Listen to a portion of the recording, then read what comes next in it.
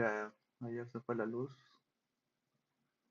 y terminé todos estos videos, pero no se grabó en el stream. Así que, o sea, voy a stream.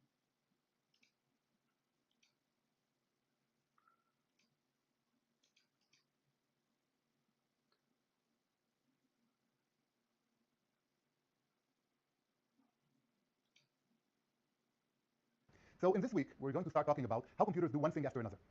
Really, in the first 2 weeks, we completely ignored the issue of time. Everything happened immediately. There were inputs, and immediately the outputs were some function of them. The inputs never changed. We didn't have any notion of change. We didn't have any notion of things happening one thing after another. Just was some kind of logical mapping from inputs to outputs. But that is, of course, not what really happened in real life. We need to be able to take care of time. We need to be able to think about time because computers work during time. So what kind of thing do we need from time? Well, on the positive side, there are two issues that we want to do. The first thing is we want to be able to use the same hardware to compute many things one time after another. If we know how to add two numbers, we don't want to just use a certain piece of hardware to just once add two numbers. We want to use the same piece of hardware to add numbers every time we have two numbers that we need to add. We just want to add them one after another. So we need to be able to reuse our hardware. For example, if we take some kind of loop in some kind of software program that the loop calls for doing the same thing many times, we want to be able to use the same hardware to do that. Another important thing that we need time for is to actually remember things from the past. When we need to remember intermediate results, we need to remember where we are in a computation. For example, if we have a loop that adds 100 numbers to each other and gets a total sum, we of course will need to add the intermediate sums. Otherwise, there's no way for us to actually build up the total sum. And these are the two things that we really want to think about time for. And yet there's another thing that we really don't want to think about time for, but we need to basically sweep it under the rug in a satisfactory manner. And that is the fact that computers work in some finite speed, and we need to be able to make sure that we don't ask the computer to perform computations faster than it can, or that at least we know how fast can our computer run. So let's see what is the way we're going to deal with it. So really, in physics, in the physical world, time is a continuous arrow of time. Starts at time negative infinity, maybe the Big Bang, and keeps that advancing in seconds, milliseconds, microseconds, picoseconds, maybe to some limit of quantum time, but maybe not. What we're going to do, what everyone does in computer science, we're going to actually convert this continuous physical time, which is very complicated to think about, into discrete time. We're going to have what's called a clock, which is some kind of oscillator going up and down at a certain fixed rate, and each cycle of the clock we're going to treat as one digital integer time unit. So once we have this clock, it will basically break up our physical continuous time into a sequence of time equals 1, time equals 2, time equals 3, and so on. Within each time unit, we're going to deal at the time within each time unit as though it is one indivisible thing. Nothing changes within a time unit, within an integer time unit. So for example, if we have a NOT gate, for example, if we look at its input and its output, at every different time unit, it can have a different input, and at that time unit, it will compute the output from that input and so on. Within each time unit, we're going to deal at the time within each time unit as though it is one indivisible thing. Nothing changes within a time unit, within an integer time unit. So for example, if we have a NOT gate into a sequence of the clock, which is some kind of oscillator in computer science, we're going to actually convert this continuous physical time, which is very complicated to think about, into discrete time. We're going to have what's called a clock, which is some kind of oscillator going up and down at a certain fixed rate, and each cycle of the clock we're going to treat as one digital integer time unit. So once we have this clock, it will basically break up our physical continuous time into a sequence of time equals 1, time equals 2, time equals 3, and so on. Within each time unit, we're going to deal at the time within each time unit as though it is one indivisible thing. Nothing changes within a time unit, within an integer time unit. So for example, if we have a NOT gate, for example, if we look at its input and its output, at every different time unit, it can have a different input. And at that time unit, it will compute the output from that input in an instantaneous manner as we think about it. Every time unit, the input could change, and then the output would follow. So if you look at the diagram we see here, we see that in time 1, the input is 1.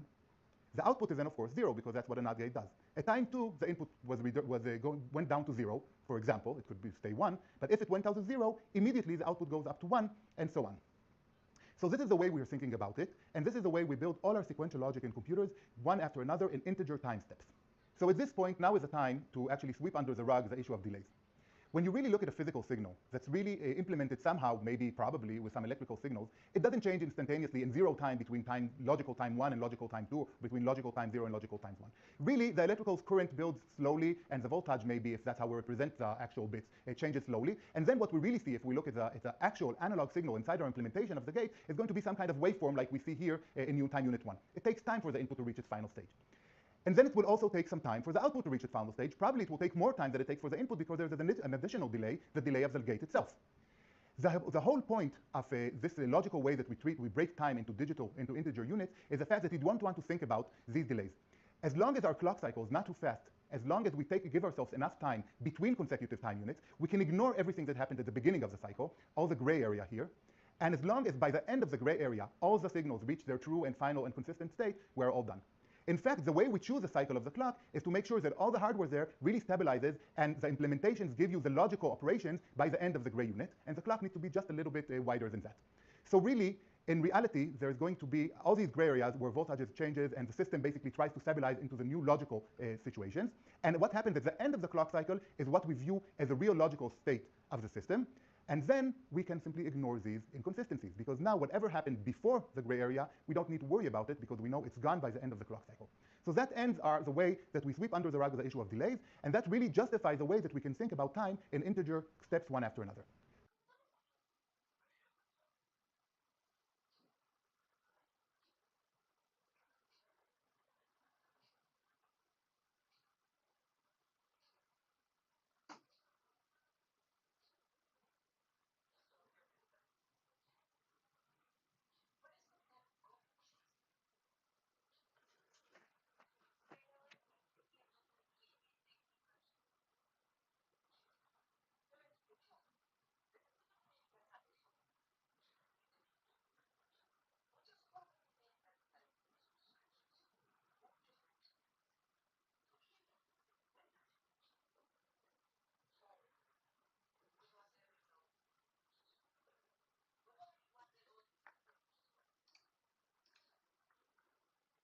So now we've reached a situation that we have integer time at the end of the clock. We justify the way that under the rug the issue of delays, and that really justifies the way that we can think about time in integer steps one after another. So now we've reached a situation that is inconsistencies, because now whatever happened before the gray area, we don't need to worry about it because we know it's gone by the end of the clock cycle. So that ends are the way that we sweep under the rug the issue of delays, and that really justifies the way that we can think about time in integer steps one after another. So now we've reached a situation, the issue of delays.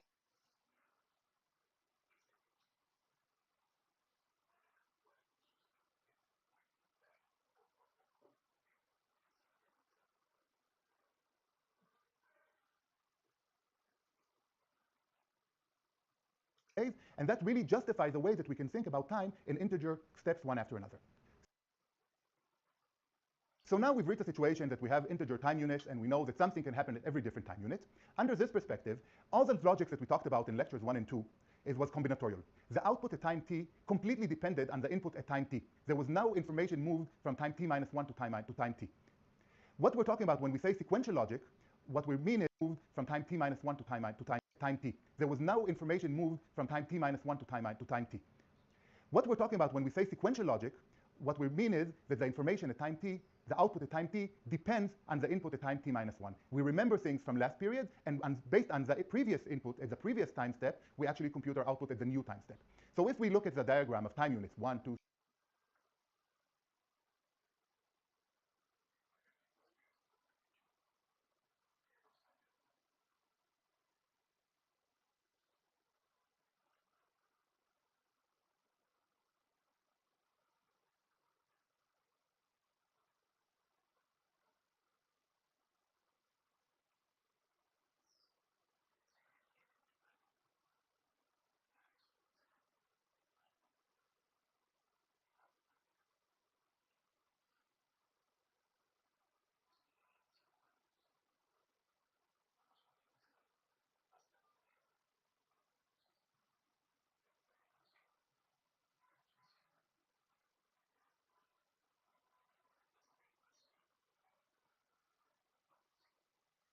two, 3, 4. And if the input is A, B, C, D, whatever input, it can be a single bit, it can be a multibus bit. In combinatorial logic, at each time unit point, A was converted to some function of A. So the output at time 2 was a function of the input at time 2. And each time unit, we could have a different input and different output. When we have sequential logic, the output at time t, it depends on the input at time t minus 1, and what happened previously. In principle, we could also have it depend on what is happening now at time t itself, but it's probably best to actually split the two types of computation we do. The combinatorial logic, which happens instantaneously within a time unit, and the sequential logic, where we don't want to mix new information with old information usually. So we just think about that time at time t plus 1 depends on the input as a previous time unit at time t. Once we have this point of view, we can do a really interesting point of view. We can actually have the input and the output be the same bits, the same buses, the same locations in our hardware. And we can now recall it as an interesting point of view. We can actually have the input and the output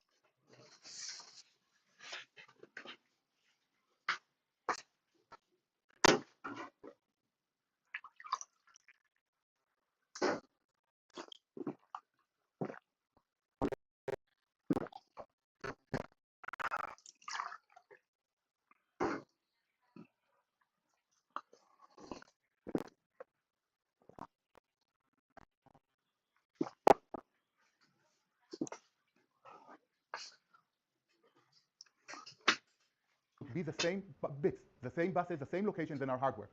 And we can now recall it as state. Same buses. We can actually have the input depends on the input as a previous time unit at time t. Once we have this point of view, we can do a really interesting point of view. We can actually have the input and the output be the same bits, the same buses, the same locations in our hardware.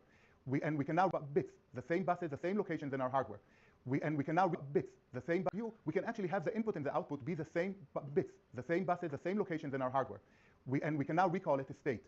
As long as now what's our value at time t depends on the previous value at time t minus 1, we can have these values live in the same wires in the circuit. So now we can have a single bit, for example, that holds called state, and if at time 1 it was some kind of input a, at time 2 it will be some kind of function of a, f of a, at time 3 it will be some kind of function f of a. We can want to mix new information with old information usually. The combinatorial logic, which happens instantaneously within a time unit, and the sequential logic, where we don't want to mix new information with old information usually. So we just think about that time at time t plus 1 depends on the input as a previous time unit at time t. Once we have this point of view, we can do a really interesting point of view. We can actually have the input and the output be the same bits, the same buses, the same locations in our hardware. We can now recall it a state. As long as now what's the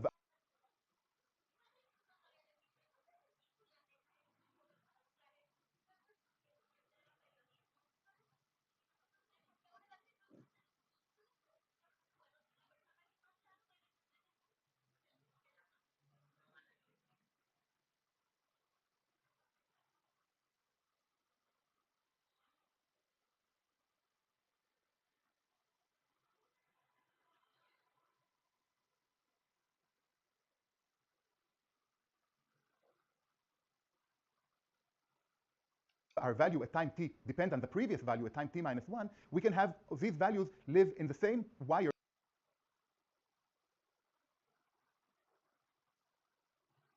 in the circuit. So now we can have a single bit, for example, that holds called state, and if at time 1 it was some kind of input a, at time 2 it will be some kind of function of a, f of a, at time 3 it will be some kind of function f of a, basically f of the previous value that we have, and so on. This now lets us for the first time actually change state as we go along, never remembering and always building on all previous results.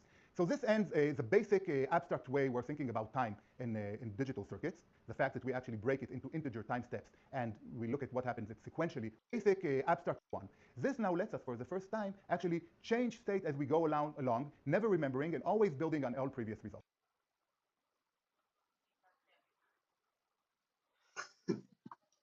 So this ends the basic abstract way we're thinking about time in digital circuits, the fact that we actually break it into integer time steps and we look at what happens sequentially, one time step after another, rather than in a continuous way.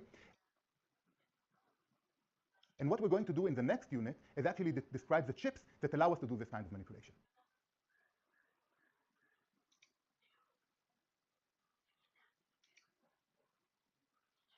In our previous unit, we discussed how we're dealing with time and sequential logic in computing systems. What we'll do in this unit is actually talk about the actual elements, the chips that will allow us to provide this kind of functionality. So let us recall how we started the last unit, where we saw that the way we deal with time, we have integer time units, and every time unit t, we want something that can depend whose value to compute some kind of function, and the output, some kind of function, and the value at the previous time unit, at time t minus 1. So what kind of element do we need in order to provide such a functionality? Well, the missing element, we need something, at the very basic point, is we need something to actually remember one bit of information, move one bit of information from time t minus 1 to time t. This is what we have missing. We have lots of combinatorial logic.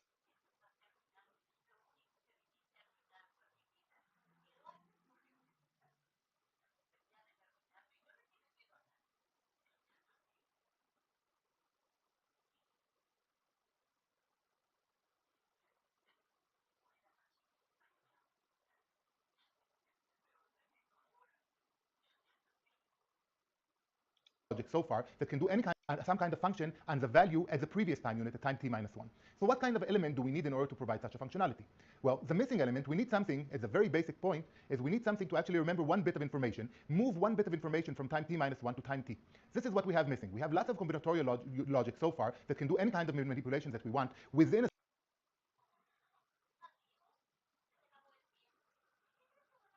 single time unit. But actually moving information from time t minus 1 to time t is something that is still missing. Now, if we look about that kind of thing in the way we're in this abstract way that we're thinking about these discrete time units, at the exact time when we switch between time unit t minus 1 to time unit t, this new element must remember the bit. At that point, it has to remember what this new element must. We switch between time unit t minus 1 to time unit t. This new element must remember the bit. At that point, it has to remember what happened previously and carry it on to the next stage. Without that, we cannot have this kind of functionality. Now, this means that at this transition point between two consecutive time units, it must have state. It must remember whether it's now remembering 0 or is it now remembering 1. That means it has to be in two different physical states in its implementation. These two physical states, it must be able to move between them according to the logic at the previous time unit, which means it needs to be able to flip between these two kind of two different physical states. And elements that can do that thing, that can change situation between two different kind of states, are called flip-flops. They flip to 0 and then can flip 0, or is it now remembering 1? That means it has to be in two different physical states in its implementation. These two physical states, it must be able to move between them according to the logic at the previous time unit, which means it needs to be able to flip between these two kind of two different physical states. And elements that can do that thing, that can change situation between two different kind of states, are called flip-flops. They flip to 0 and then can flop back to 1. And the point is that this flipping and flopping is something they remember. It's not just a function of the current input, but it's something internal to them they remember between time units.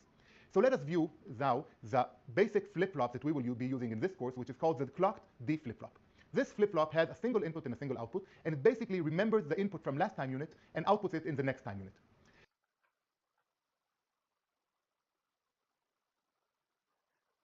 So if we again look at the diagram of our time units and assume that our input looks like this, it starts with a value of 1 at time unit 1, goes down to 0 for time units 2 and 3, and then goes up to 1 and down to 0 again. Then when we look at what the D flip-flop will do, at any time unit, it will actually return the value that was in the input in the previous time unit. So at time 1, we don't exactly know what our output will be because we haven't specified what happened in the previous time unit. So for us, it's gray. We just don't know what the output is. But once we get to time unit 2, then we know exactly what the output needs to be. It needs to be exactly what the input was at time 1. Similarly, at time unit 3, we know it has to be 0 because that was what the input was at time 2. And so on. At every time point, we are having simply the previous signal that was fed as the input shifted one time unit to the right. And this is what the clock D flip-flop does. And this is going to be the only element that will provide all the sequential logic that we need in this course. And from this, we'll need all the kinds of sequential circuitry that we need.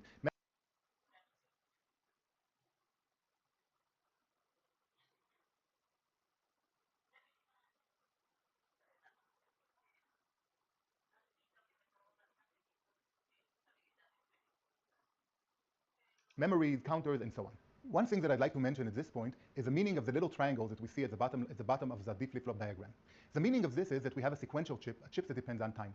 As opposed to all previous chips or all combinatorial chips that we had so far, whose output only depended on their own inputs at any given point in time, here we have a chip whose output also depends on what happened previously and states that's kept inside this chip.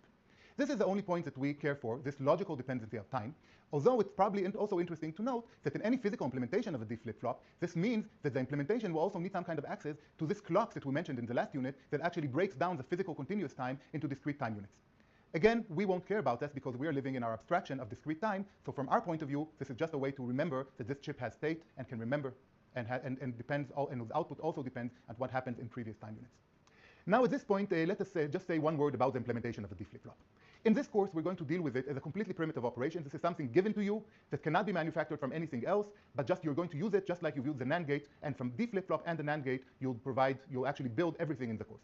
In many other courses, you actually follow what happens in most real-life hardware. You can actually construct a flip-flop from NAND gates when you actually take the NAND gate and put them into some kind of a loop between each other. This kind of loop basically has them amplifying the same signal again and allows them to get stuck either in a 0 or 1 state. And with some additional logic, you will also be able to manipulate the state from the outside. This kind of logic usually has two steps. The first step is what I've just described, having this kind of cycle that allows it to somehow remember information. And the second step is to actually have some kind of logic that actually provides isolation between subsequent time units. We will not describe in this course how this is done, even though it's extremely elegant and beautiful, because we basically think it's confusing. We do not think that is the right way to think about a logical circuitry. We think that it's completely worthwhile to keep separate in your head the combinatorial logic, which happens instantaneously, and the sequential logic, which we don't want you to thinking about how it is constructed from lower levels combinatorial stuff, but rather think about it as its own primitive block. So now that we can remember one bit, from this we can build everything else. In fact, there's a generic paradigm of how we're going to build all our logic in the computer, and it's going to be a combination of remembering information via this basic D flip-flops, and then manipulating them using combinatorial logic that we built in the first two lectures. So in particular, the usual way we do things is we have an array of D flip-flops, which basically comprise all our memory in the system. Their output is going to be fed into some combinatorial logic together with the new input that you get in this time unit, and all of this is going to change the state that we have in the D flip-flops for the next time unit.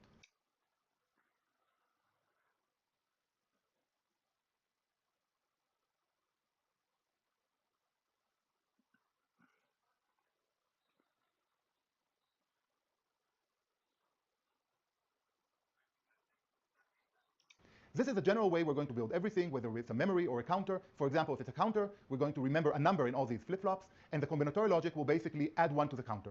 And this way, every time unit, the new value that we have will be 1 more than the old unit. Let us say actually now look at the first bit that we're actually going to, the first device, the first chip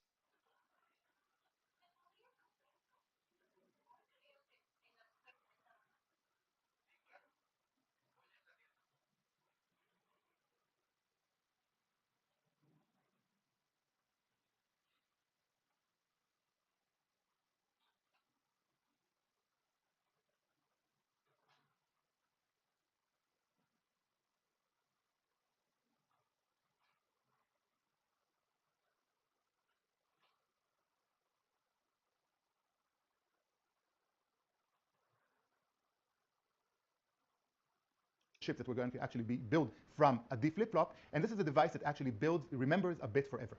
So the D flip-flop provided the basic functionality of remembering a bit for one time unit. If we want to build a memory, we want something that we can remember a bit forever. We store it, we tell them now start remembering this bit, and then it keeps on remembering the bit. Such a device, such a chip, is defined by the following API, by the following chips that we have that we call the bit chip. It has two inputs, an input bit and a load bit. Once we take the load bit and put a 1 into it, we want to remember the input bit at that time. When the load bit goes down to 0, we want the chip to keep remembering the last time that the last input that was loaded into it for infinity, until a new load operation is performed. So now start remembering this bit, and then it keeps on remembering the bit. Such a device, such a chip, is defined by the following API, by the following chips that we have that we call the bit chip. It has two inputs, an input bit and a load bit. Once we take the load bit and put a 1 into it, we want to remember the input bit at that time. When the load bit goes down to 0, we want the chip to keep remembering the last time that the last input that was loaded into it for infinity, until a new load operation is performed. So this is basically the logic that we have. If load at time t minus 1 is 1, then we want the next out, the out at time t, to be exactly the input at time t minus 1. Otherwise, we want the output at time t to just keep on being what it is now, basically the old value that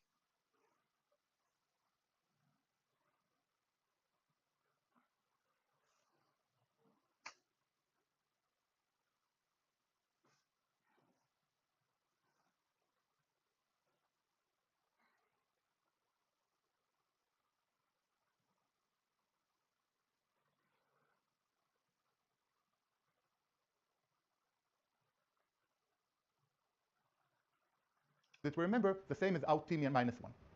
How can we build such a chip from our humble D flip-flop? Before we look at that, let us see what this bit chip needs to do. So again, let's look at two possible signals for load and for in. So for example, we ask for loading in time units 1 and time units 4, while input is, let's say, it's 1 in the first time unit and then it goes down to 0. So let's see, what do we expect the output of this bit gate to be? Well, in the first time unit, we don't know the history, so we have no idea what the output is. Let's put it in gray. Now, in time unit 2, it's supposed to be, since we asked for a load at time unit 1, what we want in time unit 2 is for the output is to be exactly like the input at time unit 1. Because we have a load at time 1, the value of in at time 1 is 1, the output at time 2 should be 1.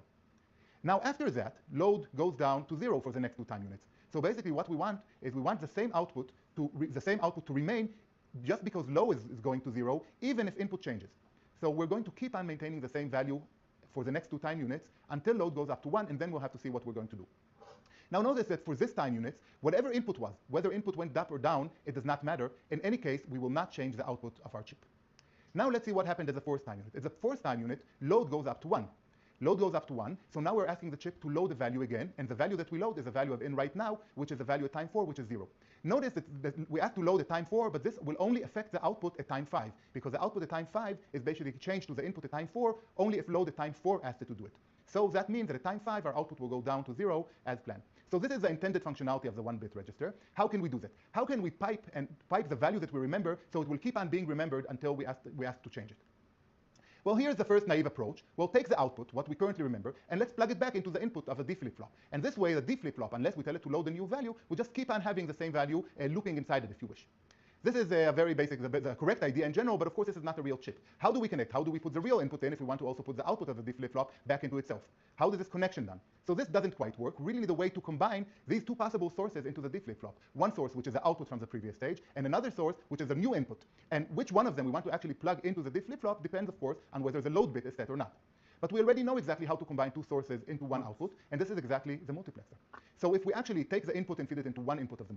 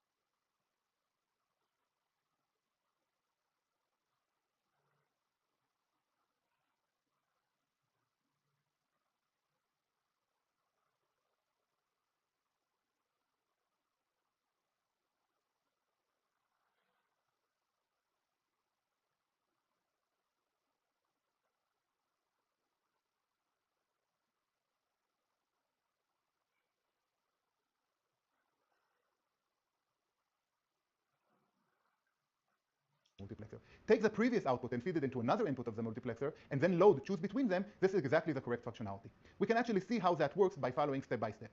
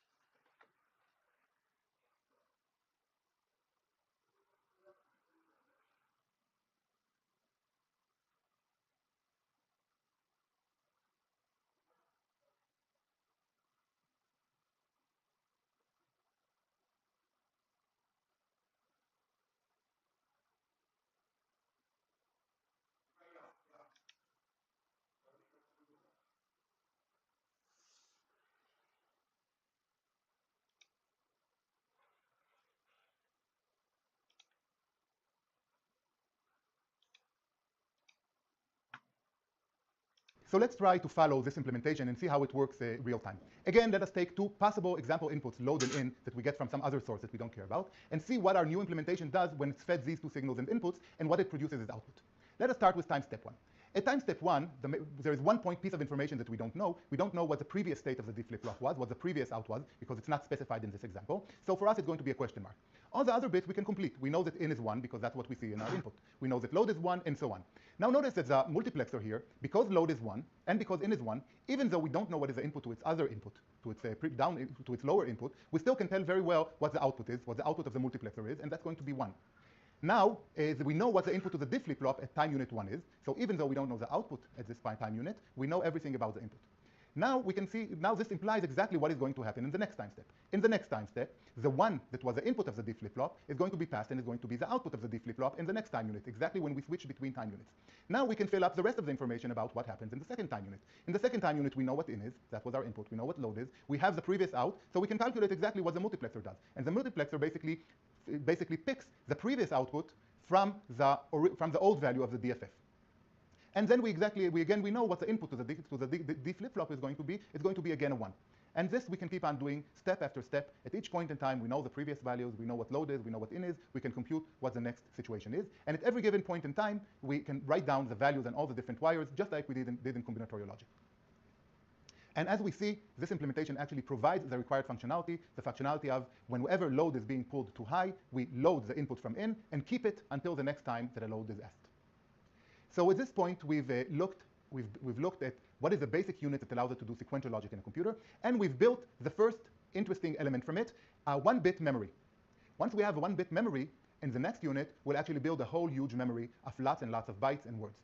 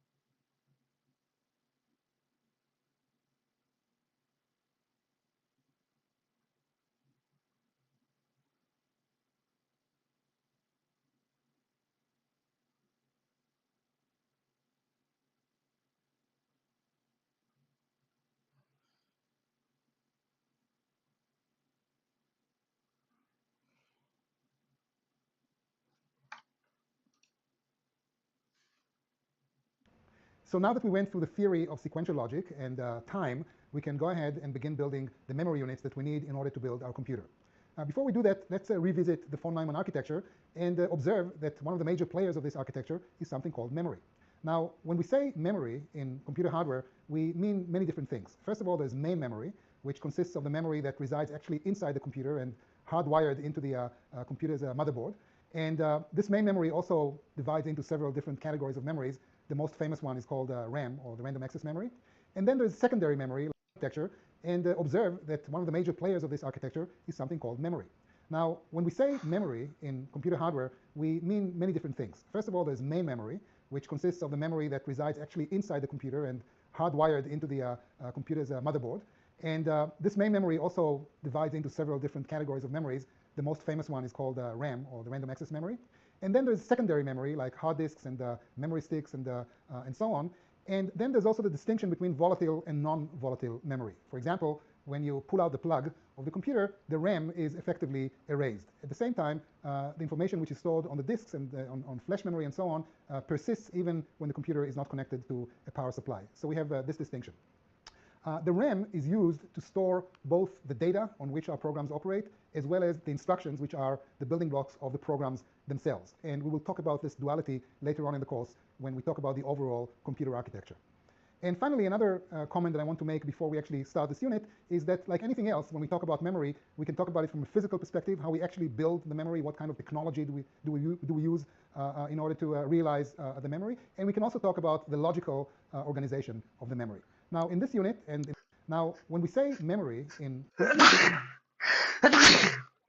computer hardware, we mean, now in this unit and in this course in general, we always focus on logical considerations, and we focus in particular on the RAM unit, which is once again the most important element of the computer's main memory.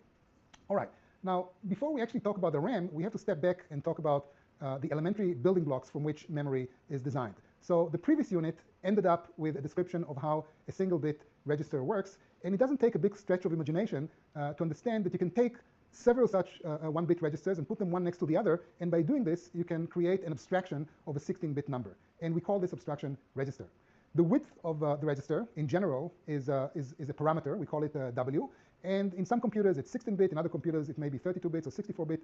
It turns out that it's not a terribly interesting parameter, because everything that I say in this lecture works for any width of memory that you might encounter. But from now on,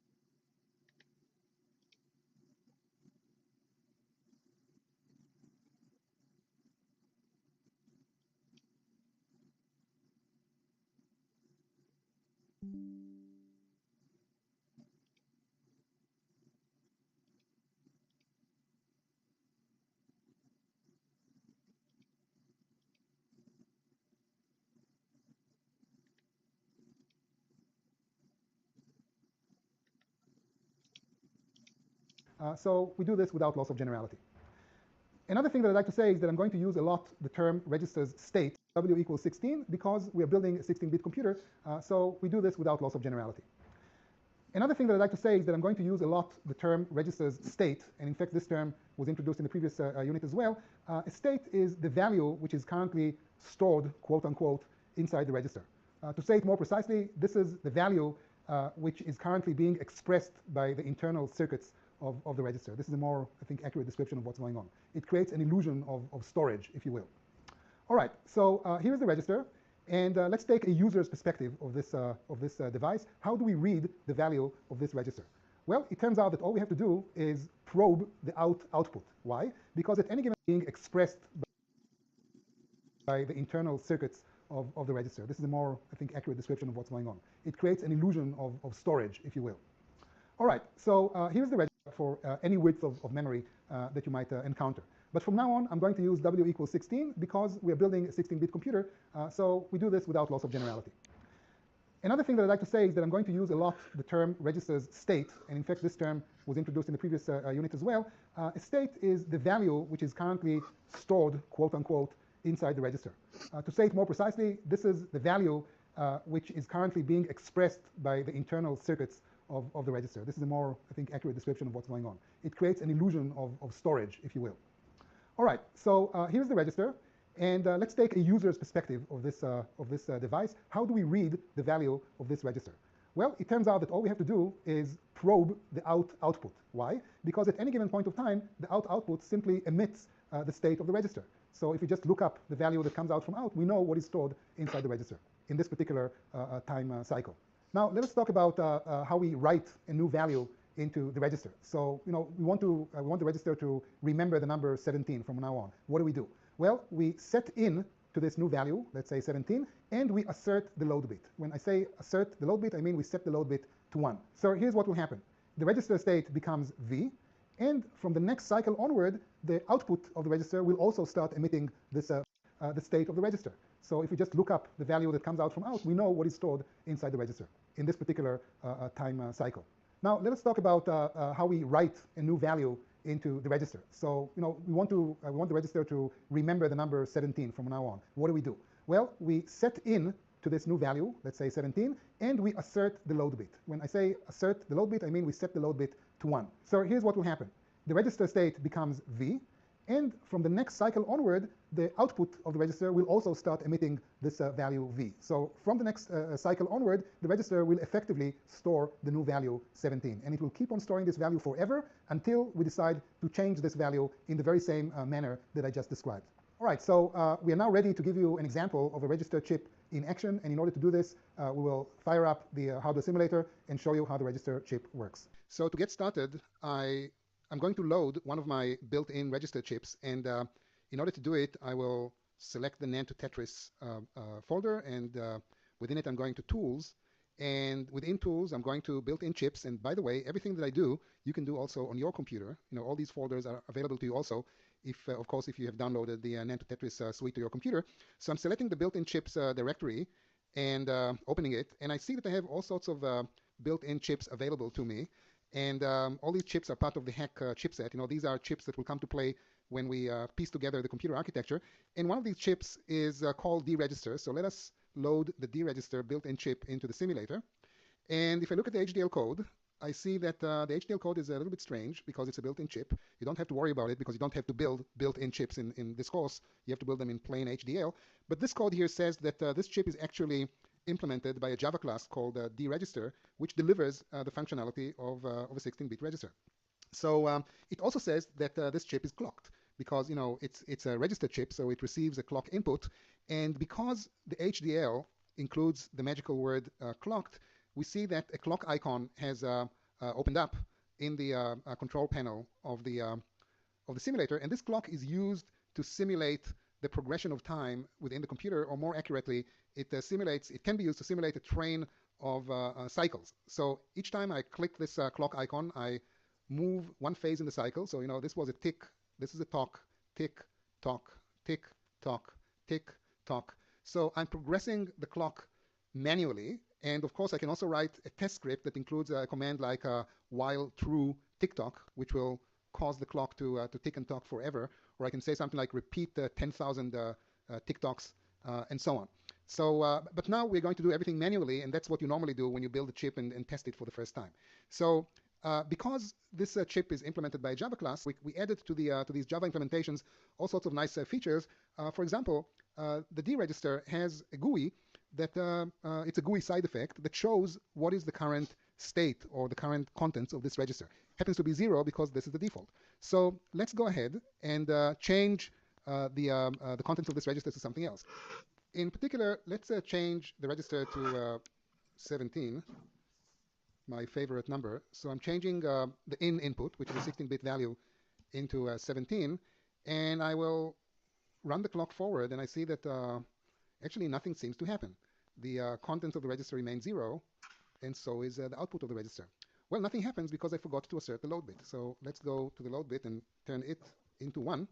And then we go back to the clock, we do a tick, and we see that the content of the register changed to 17, which is very nice, but the output of the register is still 0. And that's because it takes a complete cycle for the register to actually stabilize and begin to emit the new state. So let's do a talk, and indeed I see that once I move to the next cycle, the output of the register is also 17, and from now on, the register is in a stable state, and the state is 17, and it will remain 17 until a point of time in which I will decide to change it into something else.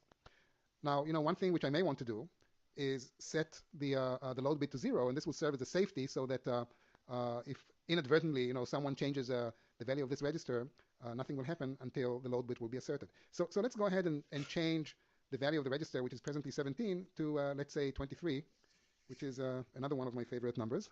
So 23, and I assert the load bit to 1. I do a tick, and I see that now the register is kind of an inconsistent state because the state of the register is 23, but the output is still 17. Once again, I have to complete the cycle in order to get the register into a stable state. So I do a talk, and now the register is 23, but both the internal state of the register is 23, and also the register itself has committed to this new value, and it emits the value 23 as well. So now I continue to click the clock, and the value of the register became 23. So, this has been a demo of the typical behavior of the register, and let's continue with the lecture. So now that we understand how the basic building blocks of memory work, registers, we can begin to stack them together and build actual memory units. And the general architecture of these units looks as follows. In fact, I can talk about it in terms of abstraction. The RAM abstraction, or the way we are used to think about memories, is we think about them as a sequence of addressable registers. It's as if every register has an address that ranges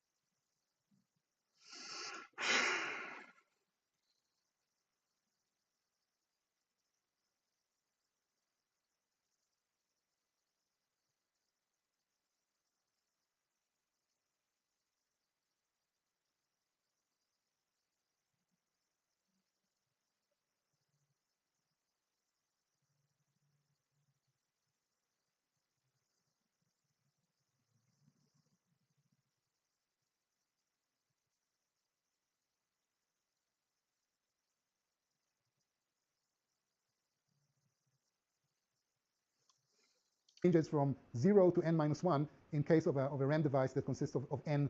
We are used to think about memories is we think about them as a sequence of addressable registers. It's as if every register has an address that ranges from 0 to n minus 1 in case of a RAM device that consists of n registers. Now, there's one thing which is the basic building blocks of memory work, registers. We can begin to stack them together and build actual memory units. And the general architecture of these units looks as follows. In fact, I can talk about it in terms of abstraction. The RAM abstraction, or the way we are used to think about memories, is we think about them as a sequence of addressable registers. It's as if every register has an address that ranges from 0 to n minus 1 in case of a RAM device that consists of n registers. Now, there's one thing which is very important to emphasize, which makes this whole notion of RAM much easier to understand and to comprehend. And this is the fact that irrespective of how many registers you have in this RAM unit, and it may well have millions of such registers, at any given point of time, only one register is selected and only one register is interesting. All the other registers don't take any part in the game, so to speak. So at any given point of time, we have to say which is the register on which we want to operate, which is the register that we want to read, or which is the register whose value we want to change. So we have to make a selection. We have to determine this, the address of this register, and we do it using an input which we call address. So think about it. If we have to select one out of n possible registers using some sort of a binary code, how many bits do we need in order to create such a code? Well, it turns out that we need log of n such bits. For example, if we have 8 registers, we need 3 bits, right? Log of 8 on base 2 is 3. So register number 0 will be represented with the code 000. Register number 7 will be represented with the code 111, and then we have all the possibilities in the middle. So the length of the address input, which we call k in this diagram, equals log of n, the number of registers in this particular RAM device. And finally, we have this W, which, as I said before, is not terribly interesting. W in our computer happens to be 16, but if you want, we can make this W equal some other number like 64, and everything that we say from now until the end of the unit will be just the same. So without loss of generality, W equals 16. Finally, I want us all to remember that this is a sequential chip. It depends on a clock input, and that's why we have this little triangle in the diagram. And this means that it has a clocked behavior, and the behavior is defined as follows. If we use the label M to stand for the state of the selected register, then if load equals 1, M becomes in.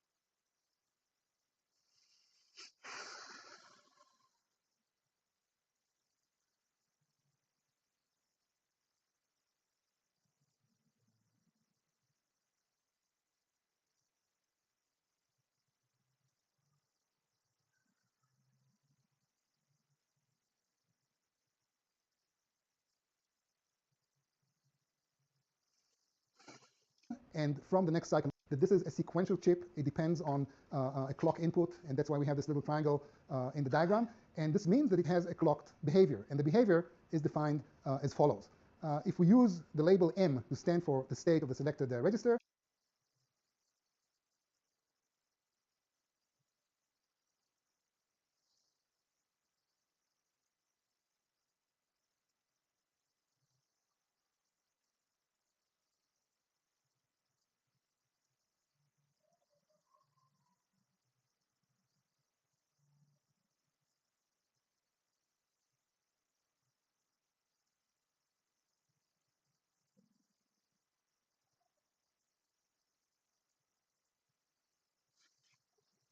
then if load equals 1, M becomes in, and from the next cycle onward, the output of this register becomes M as well.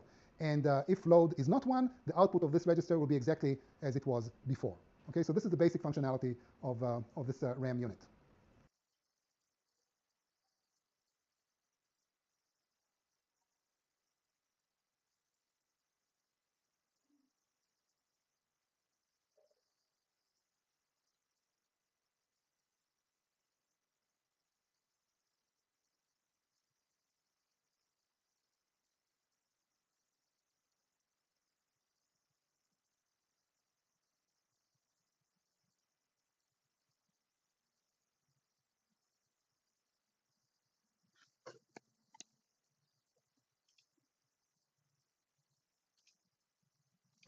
Let us say a few words about how we read and write values using this RAM device. So to read a particular register, we do two things. First of all, we set the address of the RAM unit to the desired register number or address, register number 5 or something like this, and then we probe the out of the register, we probe the out of the RAM unit. And the out of the RAM unit is built in such a way, the internal circuitry is built in such a way that the out always emits the state of the selected register. So in this case, it will emit the state of register number I. So that's how we read one register out of the millions of registers that may be present in this RAM device. What about writing? Well, writing is slightly more involved. If we want to write something into register number 5, using the same example, we set address to 5, we set into 17, for example, we assert the load bit, and here's what will happen. The state of register number 5 will become 17, and from the next cycle onward, the RAM will start to output this value as well. And from now until further notice, register number 5 will contain the value 17 until we change it again using precisely the same procedure. So we know how to read and write individual registers from a given RAM device. Okay, I would like now to give you an example of a RAM chip in action. So once again, we're going to fire up the hardware simulator, and we'll see some examples of how the values of the registers change over time. In this demo, we're going to illustrate how a RAM device operates using the hardware simulator. So let us open our built-in chip directory and look for some RAM device. We have several RAM devices in the hack chipset. Let's select a RAM8. So I load the chip, and this is a built-in chip. It comes with a nice GUI side effect, which we see here on the right-hand side. And I can use this GUI in order to put some values inside the RAM, so let's do it. So I'm just putting some random numbers, really, inside some of the registers. And we can leave some registers as 0. I'm just entering values, nothing interesting here. And that's it. Now, it should be understood that what I did here is kind of cheating. That's not how you manipulate a RAM device in a low-level fashion. So let's go ahead and do it the right way, so to speak. Let's decide that we want to read, say, register number 5. How do I read the contents of register number 5? Well, I go to the address input of the RAM device, and I put the number 5 there, and nothing seems to happen. But if I run the clock, I see that the output of the RAM device begins to emit the value 8373, which happens to be the contents of the selected register, of register number 5. If I want to read another register, let's say register number 1, well, I change the address to number 1, I run the clock, and I see that I get the contents of register number 1. What about changing the contents of some of these registers? Let's say that I want to set the contents of register number 4 to 12. So I go to this address here, I go to the address input of the RAM. I set the address to 4. I assert the load bit to enable the write operation. I set the value of the in input to the desired value, which we decided is 12, and then I run the clock. So in the first tick, I see that the internal state of register number 4 became 12, but the output of the RAM device is still something else. In order to commit the RAM to the new value, I have to complete the cycle. So I do it, and I see that now the RAM device is also emitting the value of the selected register, which happens to be register number 4. So let's say that I want to change another register, say register number 2. Let us set register number 2 to the number 17. So I go to the address input, I set it to 2. I go to the input, to the in input, I change it to 17. I run the clock, and I see that register number 2 indeed changed to 17, and the output of the RAM is now emitting this value as well. So this has been a demonstration of how a RAM unit operates. Now, in this particular course, we are going to build a family of 16-bit RAM chips. All of them are going to have exactly the same generic architecture, but the details are going to be slightly different. So here are the chips that we are actually going to build. We'll build a RAM8 consisting of 8 registers, and the length of the address bit is going to be log of 8, which is 3, log to the base 2 of 8. RAM64 contains 64 registers and 6 address bits. Then we'll create a RAM whose size is half K of registers, and then we'll continue with RAM 4K and RAM 16K, which is what we finally need for our hack computer platform. So these are the 5 chips that we are going to build, and the construction of these chips is going to be surprisingly simple, as you will see in the next unit. Now, a sensible question is, why do we need these 5 particular chips? And the answer is quite simply because that's what we need in order to build our hack computer. And another interesting question that I sidestepped until now is, why is this thing called RAM to begin with? Well, RAM stands for Random Access Memory. And I would like to note at the end of this unit that maybe we didn't give this chip the respect that it actually deserves, because something really remarkable happens with this chip. And here is what actually happens.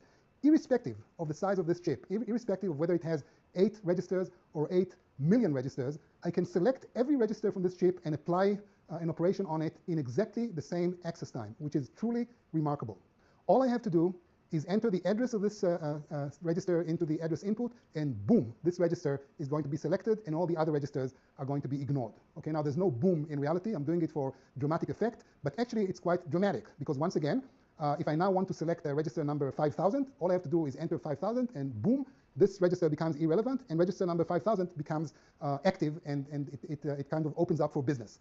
And it doesn't matter if I have 8 million registers or 8 billion registers. I have this basic ability to select at random any register in this configuration and either read it or write it in the same access time. So this is truly a remarkable functionality, and later on in this week you will actually build this functionality using HDL. But before we do so, we have one more chip that we need to describe, and this is the chip that implements a counting operation, and the chip is called counters, and counter in singular, and this will be the subject of our next unit.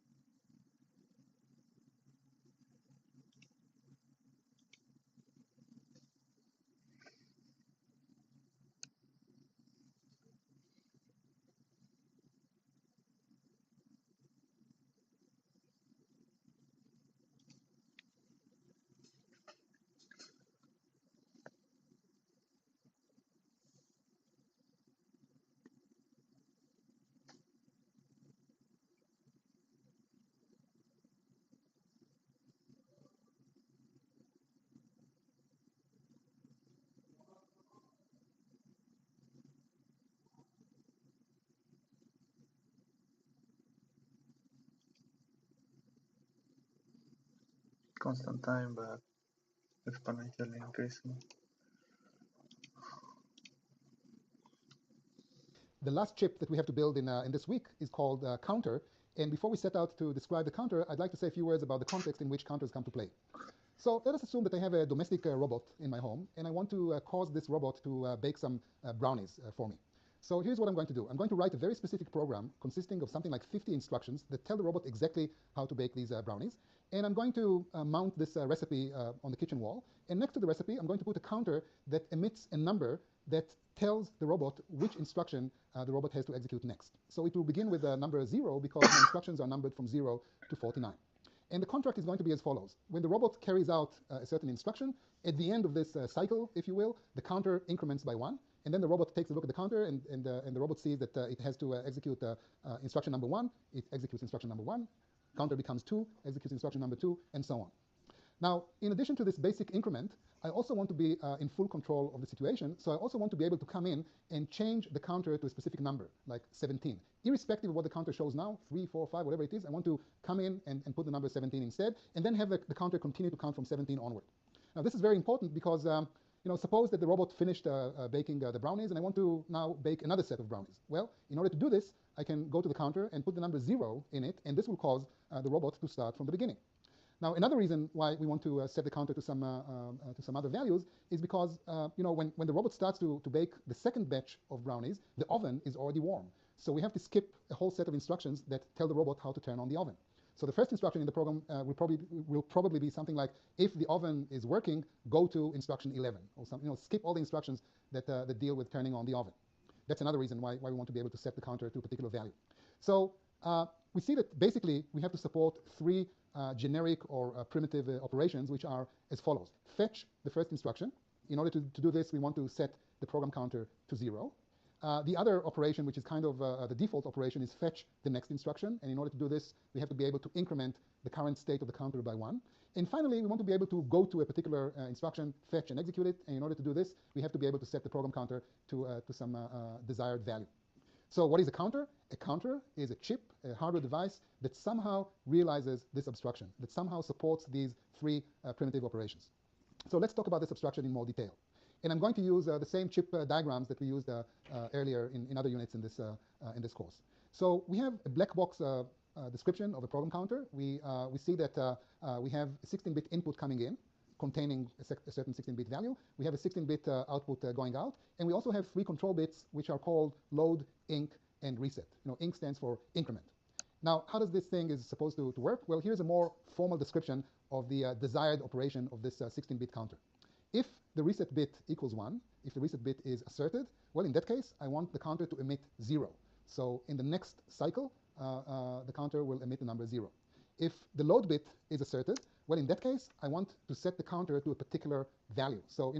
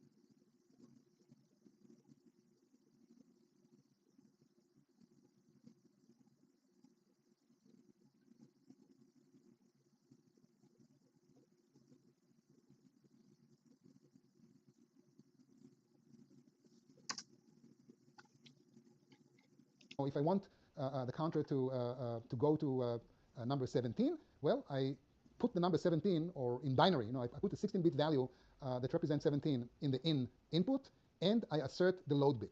This will bypass the regular increment of the counter, and it will set the counter to the number 17 in the next cycle. And if inc equals 1, if the inc bit is asserted, well, in that case, the output of the counter will be the current state of the counter plus 1. This is the default operation of the counter. And finally, if none of these control bits is asserted, the counter does nothing.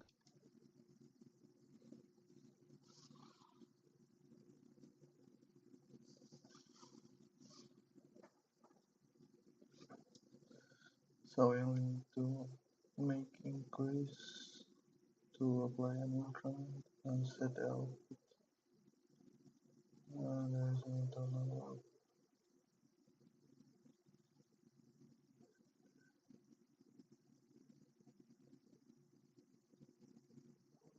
and gets to any, well, it depends on the load. Yeah, that makes sense. It emits its current state. So this is the desired functionality of the counter, and your job is to write the necessary HDL statements that will actually realize this desired functionality. Now, if you don't see how to do it, don't worry about it, because we're going to have a complete unit dedicated to Project 3. And in this unit, we're going to talk about various tips and guidelines on how to build every chip, including this counter chip.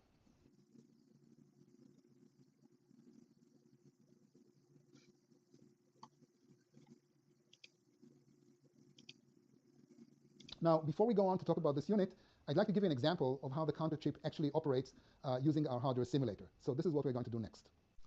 To get started, we load the program counter built-in chip. So we go to the tools folder and we look for built-in chips. And inside the built-in chips, we search the program counter.hdl file. Here it is. This is a built-in chip, and we see that it has a GUI side effect that shows the contents of the program counter, which is essentially a register with some control bits. Yeah. And indeed, we see that it has a 16-bit input, a 16-bit output, and 3 control bits named load, inc, and reset. So let us load some value into the program counter. So we want to put in the number 23. We have to run the clock in order to commit this value. But we see that actually nothing happens. We are running the clock, nothing seems to happen. And nothing seems to happen because we forgot to assert the load bit. So let us assert the load bit and run the clock. And indeed, we see that the program counter now contains 23, but it doesn't really count anything, does it? It seems to be fixed on 23. Well, it's fixed because we forgot to assert the inc load bit. So let us do that. We assert the inc load bit, and still nothing seems to happen. Well, nothing seems to happen because in every cycle we do two things. We tell the register, the program counter, to increment, but we also load it with 23 in every cycle, so it stays at 23. So if you want the program counter to finally count anything, we have to turn off the load bit, run the clock, and finally it looks like we are cooking with gas. The program counter advances in every cycle by 1, and this is the classical operation of a program counter. In fact, we can click the fast forward icon, and this will do sort of an infinite loop that runs the clock forward, and we see that indeed in every cycle the program counter advances by 1. Very nice. Let's stop the clock and let us reset the program counter. So we set the reset bit to 1, and we hope that the program counter will turn to 0. And let's run the clock, and indeed we see that in the next cycle, the program counter is 0. Well, it doesn't count again because reset is still 1. So we have to turn off the reset bit and run the clock, and we see that now indeed the program counter progresses nicely in every cycle. So this has been a demo of the program counter, and let's go back to the lecture. So this is the end of the unit that describes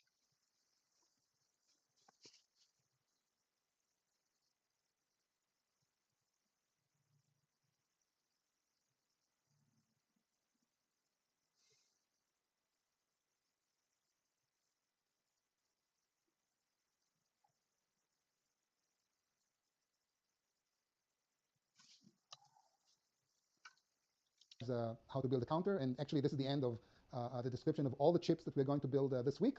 And in the next unit, we're going to give you all sorts of tips and guidelines on how to build these chips and how to submit Project 3.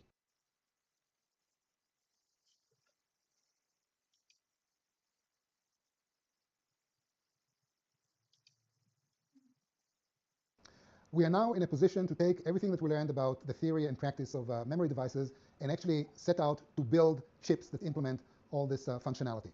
So Project 3 begins with all the chips that you designed in Projects 1 and 2, as well as a primitive data flip-flop that you can use as you see fit. And based on these building blocks, we have to build the following chips. We've seen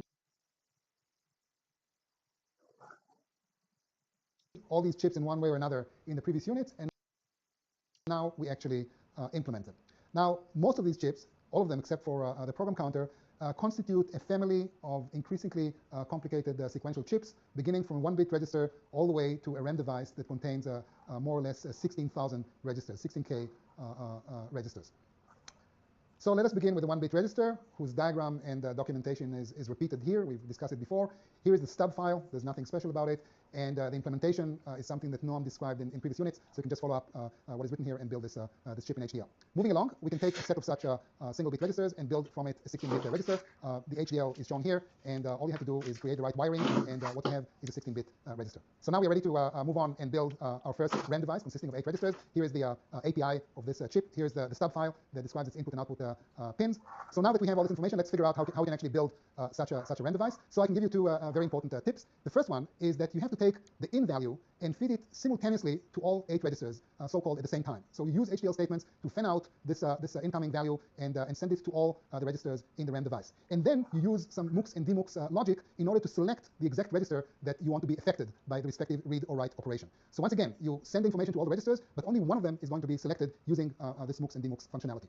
Now I want to leave you the details because otherwise you won't be sufficiently challenged, I think. And with these details, you have everything that you need in order to build this RAM device. Moving along, we have implemented the first 3 chips, and we are ready to construct the more elaborate RAM 64, 512, and so on chips in the hierarchy. So this is our next task, and here's how we do it. We start with the RAM chip that we just discussed, and we stack together 8 such RAM chips, and what comes out is, or what results is what we call a RAM 64. We can take 8 such RAM 64s, put them together to yield the next chip in our hierarchy, which is RAM 512. And we can do 2 more steps of a very similar nature and end up with the most elaborate RAM chip, the one that we have called RAM 16K. So we basically repeat the same, call it recursive ascent, if you will, and by using this strategy, we can build more and more elaborate RAM chips. Now, how do we do it? Well, first of all, we note that a RAM device can be built by grouping together smaller RAM parts, which is, an HDL description of what I did before in this diagram. And we can think about the address input, which is not shown here, but it's in the background. We can think about the address input of every one of these chips as a binary value that consists of 2 logical fields. One field can be used to select the exact RAM part on which you want to operate, and the second field can select the very register within this RAM part that you want to affect by either reading or writing something into this register. So taken together, these 2 tricks can enable you to build RAM devices of arbitrary length. And you use MUX and DMUX gates in order to affect this hierarchical addressing scheme that I just described. So once again, you have here enough tips to enable you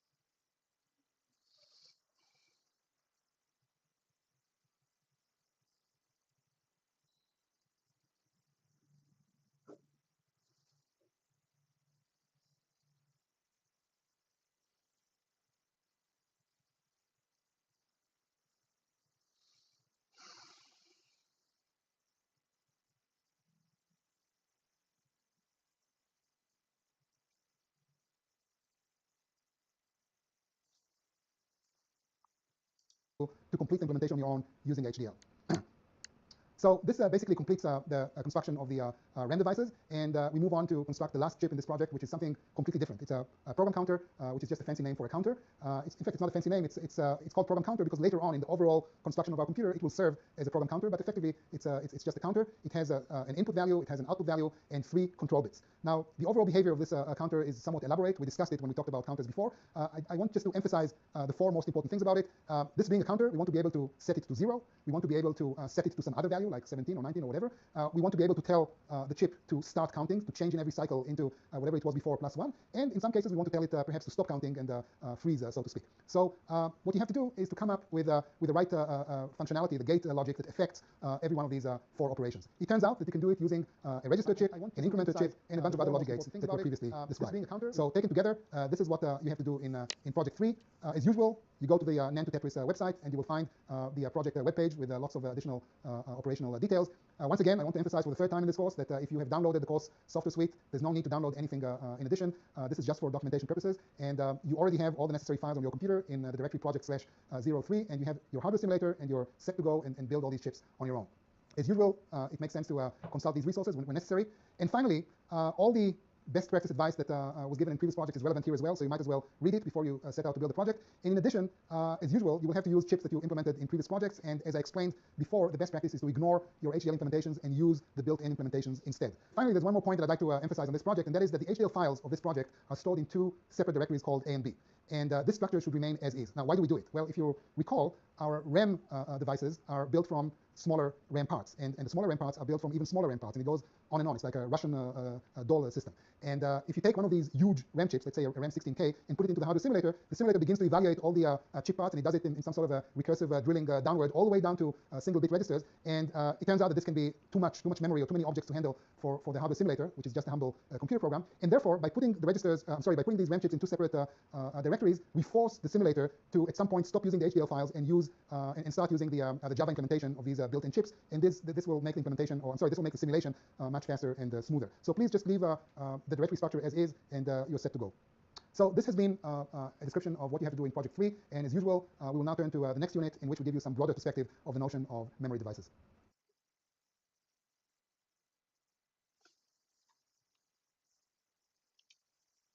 And as usual, we will now turn to the next using the Java implementation registers. And it turns out that this can be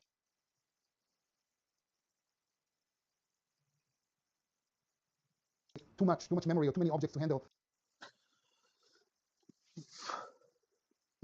for the hardware simulator, which is just a humble computer program. And therefore, by putting the registers, by putting these RAM chips in two separate directories, we force the simulator to at some point stop using the HDL files and use and start using the Java implementation of these built-in chips. And this will make the implementation, this will make the simulation much faster and smoother. So please just leave the directory structure as is, and you're set to go. So this has been a description of what you have to do in Project 3. And as usual, we will now turn to the next unit, in which we give you some broader perspective of the notion of memory devices.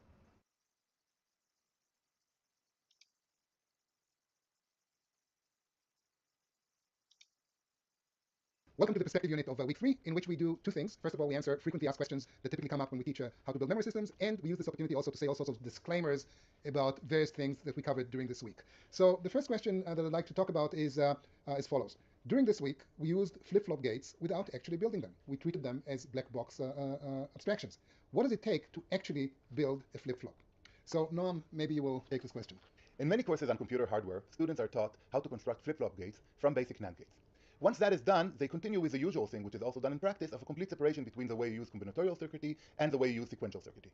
But at the beginning, they do construct a flip-flop from basic NAND gates. In our course, we decided to skip that part and really focus on, at the beginning, on the difference between the combinatorial point of view and the sequential point of view. Nevertheless, it was probably a good idea to see the main trick: how can you get NAND gates to remember anything? And this is as follows. So the basic idea is to take two NAND gates and connect them in a loop.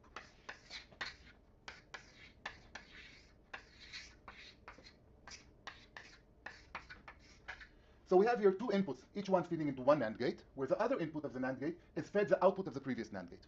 Now, normally, this is a no-no. You're not supposed to connect combinatorial gates in a loop. In fact, the hardware simulator we gave in this course explicitly forbids it, and this is done for pedagogic reasons. Now let us see how this thing works in this particular case where it's actually used. So normally, this kind of circuit is supposed to be used when both of its inputs are set to 1. Now, in this situation, we don't know what this NAND gate will do, because we don't yet know what this input is. So because we don't know what the previous value, or the previous, there's no real previous here, but we don't know what the value here is, so we don't know what the value of the input is, and we don't know what the value of the output is, so at the beginning we know nothing. But then what happens once we take one of these inputs and turn it to 0 for a while? At this point, because this is a NAND gate, we can immediately see that the output of this gate is going to be 1, independently of what this question mark was. Once this is 1, we know that this is going to be 1. The output of this NAND gate is going to be 0. Now, once this is 0, we can fill in this question mark and make it 0. And then we have two zeros that are output 1, and everything is very stable here. Now, so what's so interesting about it? Now let us see what happens when this input goes up back to 1. In this case, nothing changes. Because this is a NAND gate, this output remains 1, so these two remain 1, this remains 0, this remains 0, and everything is completely stable. So somehow, we remember now that the last input that became 0 was this one, because we have a 0 here. Now let us see what happens when something changes. For example, where at a different time step, at a future time point, this one becomes 0. Now once this becomes 0, this immediately, the output here becomes 1. The output here becomes 1, this becomes 1, the output here becomes 0. The output here becomes 0, this changes to 0, and again, this stays 1, so we're again stable.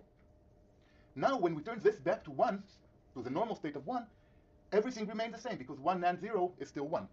So everything is completely stable in this new situation, which is different than the previous one, because now we have 0 here and 1 here, while previously we had the opposite values. So now we remember that the last input went down to 0 was the bottom one. And this kind of behavior allows this loop basically to remember the last input wires that went to 0, and it's stable in each of 2 different situations. That's why flip-flop is called. That's why the name is flip-flop. It can either flip, so we have 0 here and 1 here, or flop, that we have 1 here and 0 here. In any case, a momentarily change in the input changes the output for the future. Now, this is just a basic functionality that gets you to remember stuff. Of course, when you want to actually use this in a nice flip-flop, like we have used the D flip-flop, you first of all need to put something around it, which actually makes sure that the inputs are behaved nicely and choose which one of the outputs you want to take. And also, you need to actually somehow separate what happens within one clock cycle from what happens in the next clock cycle. And that is done usually by killing another one of these and driving one of them with a clock and the other with the opposite of the clock. But we don't want to get into these details, but just to show the basic idea, which is quite surprising, how you can remember something even though you only have an AND gate. So thank you, Noam, for this explanation, which indeed was somewhat intricate. And a follow-up question that typically comes up is that is NAND gate the only basic technology for building memory systems today? Well, Shimon, the truth is this is not the only way to construct flip-flops. In many other cases, flip-flops are constructed using some basic physical properties of the underlying solid-state physics of the devices that are used for this kind of storage. Now, this kind of the details of such devices and how they remember anything is really physics or electrical engineering and not something that we touch in this course. Okay, so here's the next question. During this week, we built a memory device which you called RAM. Is this the only memory device that computers use? Well, the answer is definitely not. Computers use various kinds of memory devices, of which the RAM is indeed the most important one. The RAM, which stands for random access memory, stores both data and instructions, and it is a volatile device, meaning that it depends on an external power supply. So once you disconnect the computer from the power supply or turn it off, the contents of the RAM is effectively erased. So in addition to the RAM unit, computers also typically use another device called ROM, which stands for read-only memory. So the ROM is not only read-only, it is also a non-volatile device, unlike the RAM, which means that it maintains its current contents a long time, over time, and it does not depend on an external power supply, which makes it very convenient because the ROM is where you want to put the programs that have to work when you turn on the computer. You know, this is what is known as the booting process. So when you boot up the computer, the program which is stored or pre-stored in the ROM starts running, and this program normally initializes all sorts of things in the operating system and in the computer. Actually, not in the operating system, but in lower level code. And the next thing that the ROM does is, or the program that resides in the ROM does, it loads from the disk the startup code of the operating system, and then finally we begin to see some windows on the screen and the computer sort of comes alive. Another technology which you probably heard of is called flash memory, and flash memory is a technology which actually combines the good things of both the RAM and the ROM. On the one hand, it's a read-write memory. You can both read and modify its contents, and at the same time, it does not depend on external power supply like the ROM. So once you turn off the computer, the contents of the flash memory remains intact. So we talked about RAM, ROM, flash. Another kind of memory which you normally encounter is called cache memory. So the question is, what is cache memory and why do we need it? When one actually builds a computer, the memory is going to be a pretty costly part of the whole system. And as you can expect, there are many different technologies for building memories, and the faster the memory is, the more expensive it usually is. The larger the memory, the more expensive it usually is. So an architect, a computer architect, is always faced with a trade-off of, does he want to put more money into the memory and make it larger and faster, or does he want to get a cheaper memory and maybe put the money more in the processing unit? A usual trade-off is to have a large, cheap memory, maybe slow also, and a very small, expensive, fast memory. And try to make sure that what the data that is very often used by the processor resides in the very fast memory, while the data that is only rarely used resides in the slow memory. This way you get the speed of a very fast memory while you have the size of a very cheap memory. To do this correctly is a very intricate art, and today computers usually have whole hierarchies of caches. These are called caches. The small fast memory is called a cache. Hierarchies of such caches that are faster and faster and expensive and more expensive and more expensive and smaller as they get closer to the processor.